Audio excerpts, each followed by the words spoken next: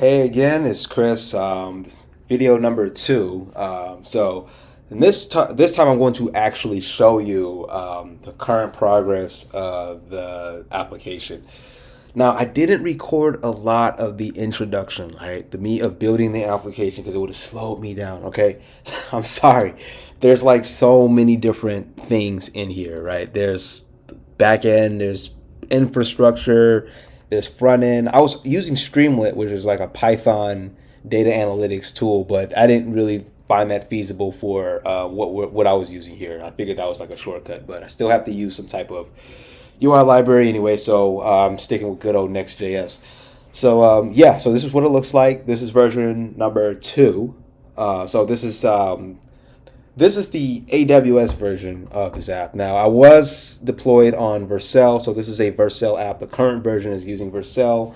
It's making a simple API call to get the most recent 911 calls within the last few days. So it's not really much to it. It's not using anything except for the API endpoint that's offered by the city of Detroit. Right now, this version allows me to have more control over the data. So I'm cleaning the data, and also have over 2.5 million records all the way back to 2016 that I can play around with. But right now, just for testing, I'm just working with a few thousand because right now my database instance can't handle 2.6 million records publicly at this time. So I'm just basically doing experimentation and making sure the thing actually works. So yeah, just to give you an overview, not to make this video too long, I'm using Terraform in AWS, Lambda API Gateway. So I really like API Gateway because it allows me to create a scalable REST API. I don't have any servers to manage. There's nothing running in the background 24/7. I'm only billed for when it's actually used.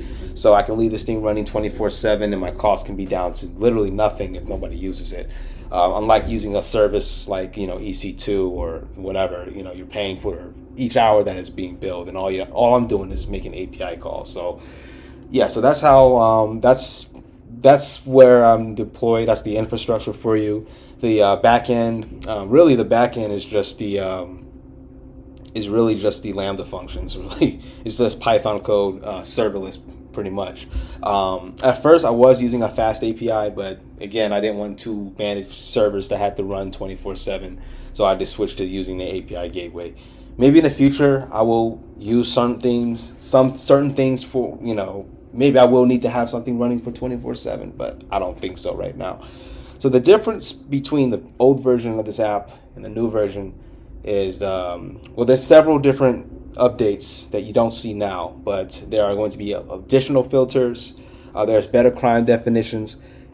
So I have a lookup table from the city of Detroit that allows me to give the public a clean version of the 911 incidents. Because right now, their data, the source data, you can somewhat understand it, but for some of these, like if you see DV A/B I/P, no one knows what that is. So that's what that's for. So I have a lookup table, and I can even show you the source of the lookup table. This was a document shared to me by the Crime Intelligence Bureau from the city of Detroit. Very thankful for that. So this is the most recent crime definitions that I have. So I'm using the incident call code to identify which categories that they fall under, and then they show up on the map here. And what you don't see is the filter, so you can filter by neighborhood. That feature does work. I'm just hiding it right now because the user experience is kind of wonky, so I want to fix that before I show that to anybody. But anyway, yeah, so that's what I'm working on right now. The heat map works. Very grateful for that. There's some other metrics coming on down the pipe, but the main thing is I want to make sure it's safe, usable, and also accurate, because a lot of people I can see in the future will use this information to determine whether or not Detroit's a place worth living in or investing in long term. Because that's something I even have a problem with. Personally, I'm using this software to help me determine where I should and shouldn't buy property. There's a lot of cheap real estate in Detroit that, there's a lot of great homes, great bones, great houses with a lot of history with it. And unfortunately, that is in the wrong zip code. But I'm hoping that this can at least help the public see where the crime is actually happening, the types of crimes that's happening, and hopefully even if the police department can use this as a way to help them see where they can, spend or extend their resources at. So, yeah, I don't want to make this video too long. Thanks for tuning in. If you stayed this long, if you have any questions, even ideas, requests, or if you're even interested in building an app like this, I don't know who my audience is, but as a software engineer, I do have clients and I have people I work with. So if you're the type of person that wants to build something like this for your company or similar, let me know and I'll be more than happy to have a conversation with you. Once again, my name is Chris. Thanks for tuning in and see me in my next one. Take care.